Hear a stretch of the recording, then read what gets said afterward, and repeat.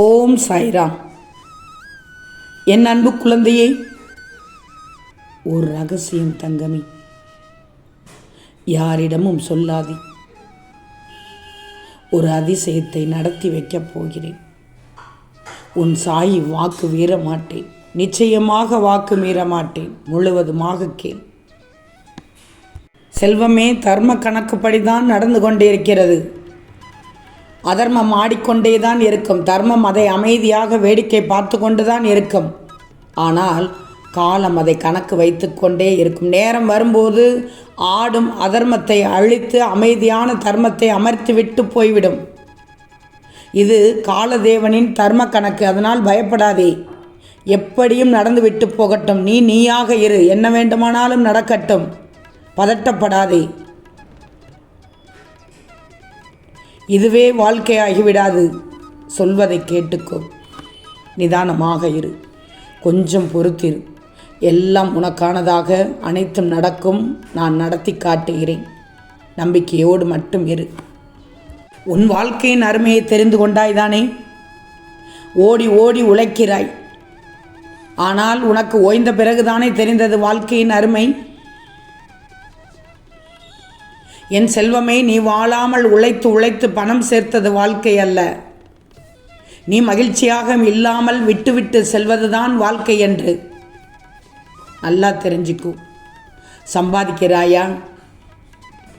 ஒரு பகுதியை சேர்த்து வைத்துவிட்டு ஒரு பகுதியை அனுபவித்து வாழ்ந்துவிடு.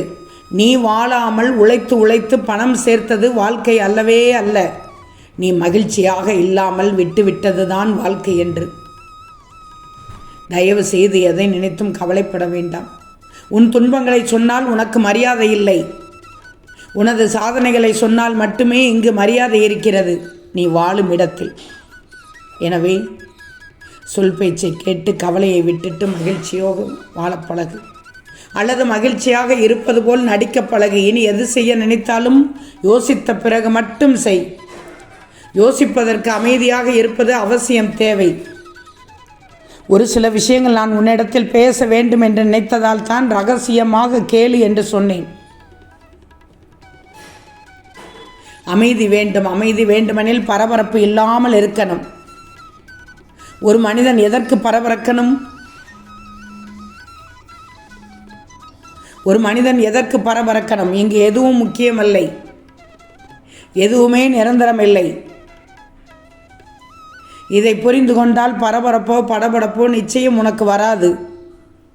பணத்தை அதிகம் சேர்க்க வேண்டும் என்று ஆசைப்பட்டு வாழும்போது வாழ்க்கையை வாழாமல் பணம் வந்த பின் வாழலாம் என்று நினைப்பது வேதனை, கடும் வேதனை. உன் பணத்தை யாராவது எடுத்துக்கொண்டு சென்று விடுவார்கள்.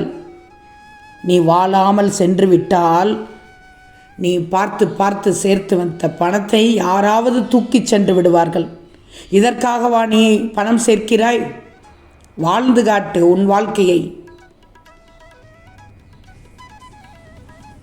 கார், வீடு, பங்களா என்று வசதியாக பிரபலமாக புகழுடன் இருப்பது என்பது நல்லது. ஆனால் அதைவிட கூடுதல் தேவை என்பது மகிழ்ச்சியாக சந்தோஷமாக இருப்பதுதான்.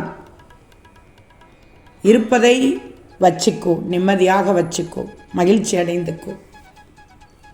நல்லது தான் நினைக்கிறாய், நல்லது மட்டும்தான் நடக்கும் என்கிறாய். நல்லதே நினைக்கும் என் பிள்ளைக்கு நல்லதே நடக்கும்.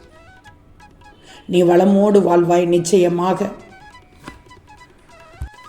விமானம் கூட எதிரில் வீசும் கடும் காற்றை எதிர்த்து எழும்பியே முன்னேறி பறக்கும். அதுபோல்தான் வாழ்க்கையில் நீ உயர்ந்த நிலையை பெற வேண்டுமென்றால் எதிர்ப்புகளை எல்லாம் எதிர்கொண்டு போராடுவது மிக மிக அவசியம். மலராக ஆகுவதுதான் தன் வெற்றி என்றால் முட்களை ஒருபோதும் தடைகளாக நினைக்காது. முத்து எடுப்பதுதான் உன் வெற்றி என்றால் ஆழியின் அதி ஆழத்தினை கண்டு சிறிதும் பயப்படாதே. சிகரத்தினை தொடுவதுதான் உன் வெற்றி என்றால் சின்னஞ்சிறு பாறைகளை பார்த்து சலித்து கொள்ளக்கூடாது. வழிபடும் அழகிய சிலை ஆகுவதுதான் உன் வெற்றி என்றால் மற்றவர்களால் செதுக்கப்படும் போது காயப்படுத்தப்படுகிறாய் என்று எல்லளவும் கலங்காது. ஏன்னா கற்றுக்கொண்டே இருப்பவர்கள் தோற்றுப்போவதில்லை, கற்பித்து கொண்டே இருப்பவர்கள் சோர்வு அடைவதும் இல்லை. விதையில் நல்ல விதை எதுவென யாருக்கும் பார்வையில் தெரியாது. விளையும் போது நல்ல உரங்கள் போடுவது மூலமாகத்தான் நல்ல விளைச்சலை உமக்கு தருகிறது. அதுபோல் வாழ்க்கையில் முன்னேறும் போது நல்ல விஷயங்களை கற்றுக்கொண்டால் உனக்கு வெற்றி நிச்சயமாக கிடைக்கும் தங்கமே. இதில் எந்தவித சந்தேகமும் வேண்டாம். ஆனால் வியர்வை சிந்தாமல் உன் வாழ்க்கையை வாழ முடியாது. துள்ளித் தெரியும் கவலையற்றவள் தானே நீ. விழியும் இல்லை ஒளியும் இல்லை, ஆனாலும் இருட்டிலும் இயங்குகிறதே வௌவால். வௌவாலை பார்த்தாயா? நினைத்ததை மாட்டி கொடுக்கும், அதாவது நினைத்ததை முடித்து காட்டும் வல்லமை அந்த வௌவாலுக்கு உண்டு. ஒரு பறவையின் பறந்துபட்ட ஆகாயத்தை போல விரிந்து கிடக்கும் விரிவானில் பட்டாம்பூச்சிகளை பார், யோசிச்சு பார். எல்லாத்தையும் நீ யோசிச்சு பார்க்கணும். எதை எடுத்துக்காட்டாக எடுத்துக்கொள்ள வேண்டுமோ அதை எடுத்துக்காட்டாக எடுத்துக்கோ.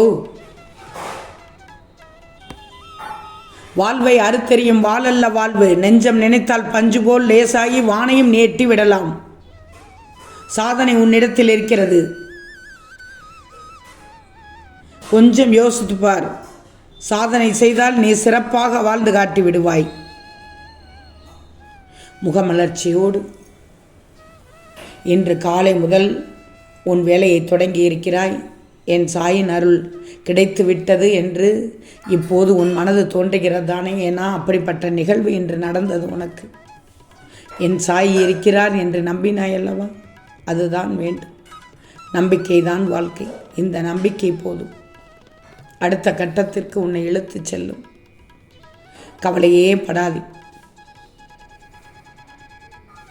நீ புண்ணியம் செய்திருக்கிறாய், அதனால் தான் இந்த பதிவை எல்லாம் கேட்கிறாய். யோசித்து பார்த்தங்கமே, வாழ்க்கை வாழும்போது சந்தோஷமாக வாழ்ந்து விட வேண்டும். ஒன்று தெரியுமா? ஒரு சிலருக்கு மனித பிறவி சிறப்பானதாக தெரியவில்லை. ஏன்னா பிறக்கும் போதும் அழுகை, சாகும் போதும் அழுகை, இடையில் எல்லாம் நாடகம். பால் விற்பவர் கூட வீடு வீடாக தெரு தெருவாக வெயிலில் சுற்றுகிறார். பால்காரன் பார்த்தால் பாலில் தண்ணீர் ஊற்றுகிறார் என்று சண்டையிடுகிறார்கள். தண்ணீரில் நஞ்சுகளை கலந்து விற்கும் பானங்களை தலைமீது வைத்து கொண்டாடுகிறார்கள். மனிதனின் வாழ்க்கை இவ்வளவுதான். மனிதனின் வாழ்க்கை இவ்வளவுதான். இதற்குள் எதற்கு உறவுகளுக்குள் கோபம், விரோதம், வீண்பழி, கௌரவம், அகங்காரம், அதிகாரம், ஆணவம், கொலை, கொள்ளை? எது நமதோ அது வந்தே தீரும். யாராலும் தடுக்க முடியாது.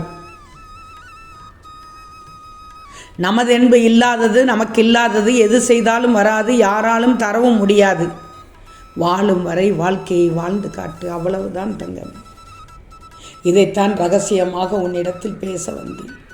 நல்லது நடக்கச் செய்வேன். என் பேச்சை கேட்கும் பிள்ளைகளுக்கு நிச்சயம் நல்லது நடக்கச் செய்வேன். வாழ்க வளமுடன் தங்கமே. என்றென்றும் மகிழ்ச்சியாக என் பிள்ளை நீ வாழ்வாய். வாக்கு மீற மாட்டேன், வாக்கு தவற மாட்டேன். ஆம் தங்கமே, நிச்சயம் நடக்கும். நல்லது நடக்கும். நல்லது மட்டுமே நடக்கும். அது நன்மையாகவே இருக்கும். ஓம் சாய்ராம்.